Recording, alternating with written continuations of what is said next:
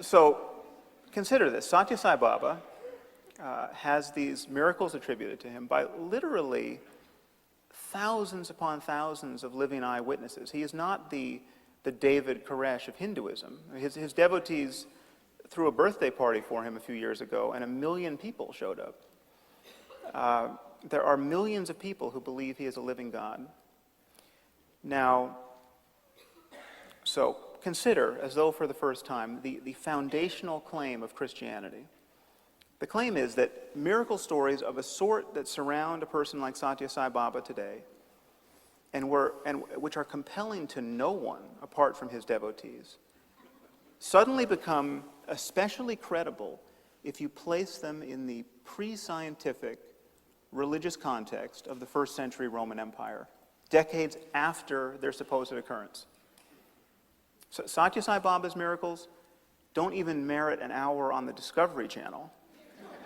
And yet, place these miracles in an ancient text, and half the people on this earth think it a legitimate project to organize their lives around them. Does anyone else see a problem with that?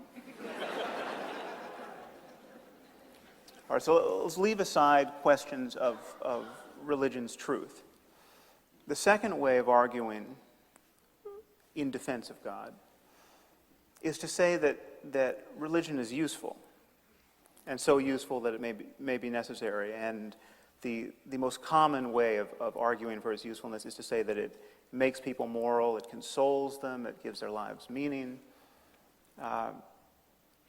There are several problems with this line of argument. The first is, as a defense of God's existence, it is a total non sequitur. I mean, the usefulness of religion does not give you the slightest reason to believe that God actually exists.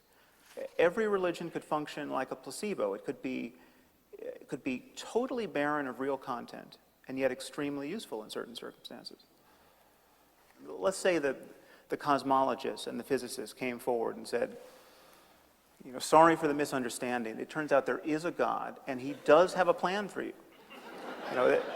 Let's say that happened. The fact that this idea would be consoling wouldn't provide an additional reason to believe it. I mean, if we have conquered any ground at all in the career of our rationality, it's on this distinction that there is a world of difference between wanting to believe something and having good reasons for believing it. And this is why we have phrases like wishful thinking and experimenter bias. This is why scientists do double-blind controlled studies whenever they can and submit their data for peer review. So that's the crucial piece. When you hear someone arguing for the link between morality and religion, or the fact that it gives people meaning in their lives, this is an argument about the usefulness, and this is not an argument for the plausibility of any specific religious doctrine. The other problem with arguing for the usefulness of religion is that the dangers of religion are testified to now on a daily basis by bomb blasts. I mean, how useful is it that millions of Muslims in this world believe in the metaphysics of martyrdom? How useful is it that the Shia and the Sunni in Iraq have such heartfelt religious differences? How useful is it that so many Jewish settlers think that the creator of the universe promised them a patch of desert on the Mediterranean? How useful has Christianity's anxiety about sex been these last 70 generations? Jews, Christians, and Muslims claim that their holy books are so profound, so prescient of humanity's needs, that they could only have been written under the direction of an omniscient deity. An atheist is simply someone who has considered this claim, read the books, and found the claim to be ridiculous. There is nothing that needs to be presupposed on insufficient evidence in order to reject the biblical God. I mean, what dogma have we all embraced to not take Zeus and Poseidon and Apollo into account on a daily basis? What dogma have we used to reject all of the thousands of dead gods who now lie buried in that mass grave we call mythology? Would it be dogmatic to doubt that the Iliad or the Odyssey was written by the creator of the universe? This is not dogmatism. As Carl Sagan said, extraordinary claims require extraordinary evidence. That is all you need for atheism. If ever there were an antidote to dogmatism, that's it. There's a related claim, the idea that atheism is arrogant, and science generally is arrogant in its dismissal of religion. This is really ironic. It's this claim reverberates ceaselessly in the echo chamber of American religious discourse. But it is a profound irony to see religious people praising themselves for their humility while essentially making claims about cosmology and physics and astronomy and geology and biology and paleontology and just dozens of specific sciences that no scientist could make. Every religious person who takes the Genesis account of creation, say, seriously, 53% of Americans seemingly take it literally, but just even dignifying it as informative. Any person who's doing this is essentially saying to somebody like Stephen Hawking, Stephen, you're a smart guy. I see you got a lot of equations over there, but you essentially don't know enough about cosmology, because here, God did this in 6 days, and then he rested on the seventh, and I don't really, it could be a metaphor, but I don't see you really grappling with the nuances here, and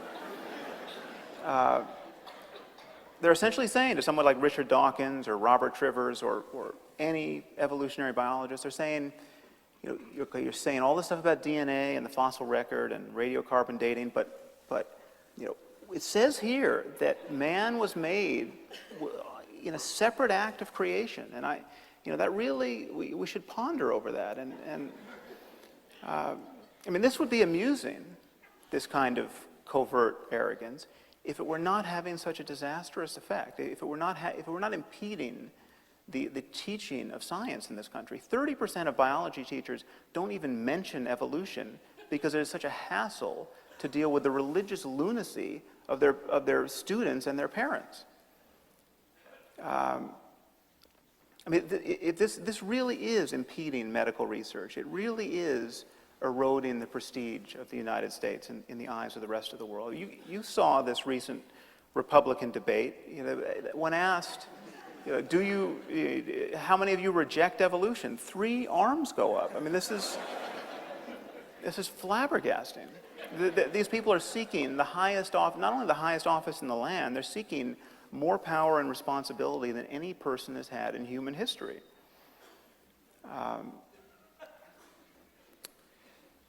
So to wrap up, let me just say that none of what I've just said should be construed as a denial of the importance of ethics in our lives, or even the importance of spiritual experience. You can be someone who's deeply committed to transforming your moment-to-moment perception of the world and use techniques like meditation and fasting, and you can go into a cave for a year and be a mystic if you want to. None of that requires presupposing anything on insufficient evidence, and none of that requires that we lie to ourselves or to our children about our state of knowledge about the world.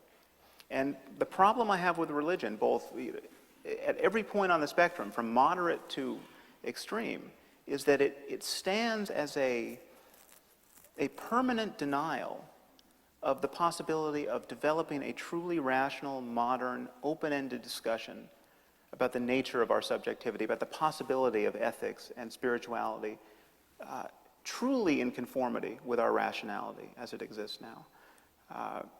Every religious person, every person who's committed to still being a Christian or a Jew or a Buddhist is essentially giving tacit endorsement to the religious divisions in our world and essentially saying that we need some measure of mythology, we need some measure of fairy tale, we need to pretend on some occasions that we know things we do not know. And it's simply untrue. So I think that's probably enough to get us started. Thank you. I'm going to go up there on the podium. Can you do that?